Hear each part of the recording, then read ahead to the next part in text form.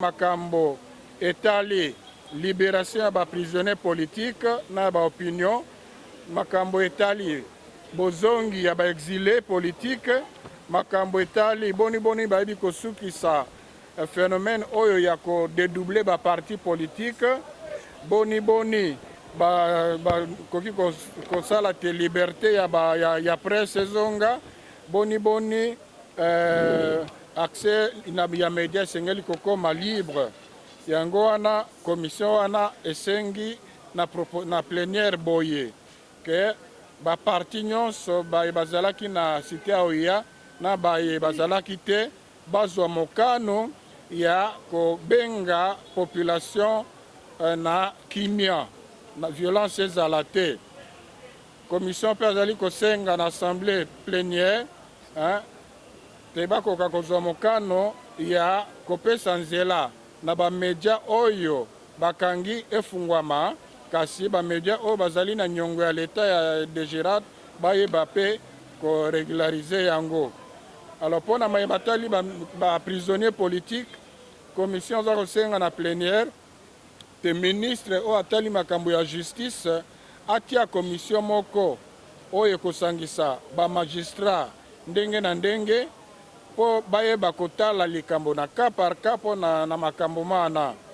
Et puis po na makambo masusu commission zali kosenga te plénière azwa mokano ya kosenga na mokonzi ya mboka président Joseph Kabila grâce présidentielle na ndenge ya komona po na baka emblématique ya bato oyo soki bazwi solution malamu po na bango ekokomisa kimia na mboka.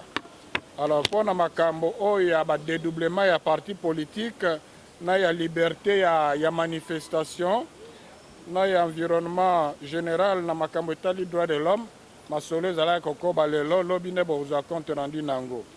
Pour na commission etali processus électoral masolo mazali kokoba pour na mayematali calendrier électoral pour ça ezali kosala calendrier électoral ezali concret ezali kotala mayematali contrainte technique mayemazali kotala pe ngonga mikolo eza kopusana boni bato pe bakoyamba ngo kotala pe makambo mosolo oyo ya koorganize baélection.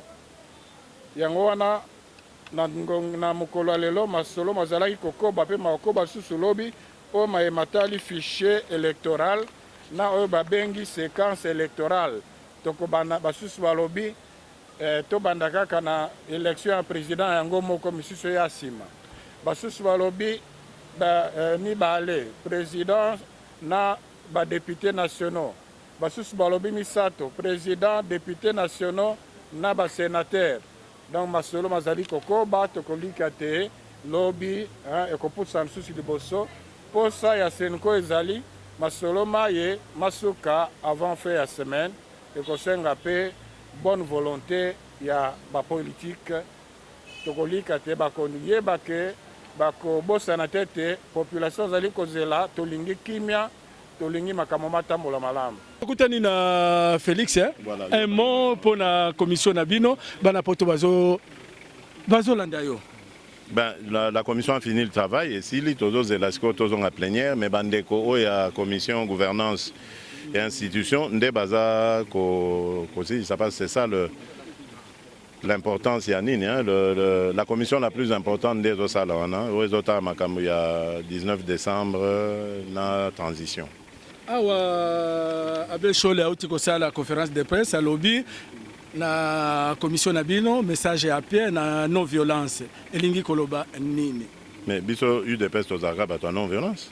Et le banine, donc ils ont rencontré banine biso tant au Tambolara le 19 septembre passé et Zalaka de manière non violente. Violence et outil à pouvoir. C'est ça qu'on a dit dans notre commission. Beaucoup de monde a dit que va lever l'interdiction de la manifestation, va lever la méthode na bango ya kofingaka na ba TV na ba radio na bango et tout ça. Donc c'est eux la violence. Bon, c'est bien que reconnaître en haut et que nous sommes allés na ko lever babilo kwana.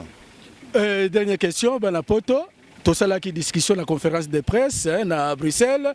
Moi, je ne croyais pas au deuxième dialogue. On a posé une question à Félix. Félix Aloba qui n'a deuxième dialogue et Kozala. Le problème est Ali, résultat au deuxième dialogue européen, c'est ça le plus important.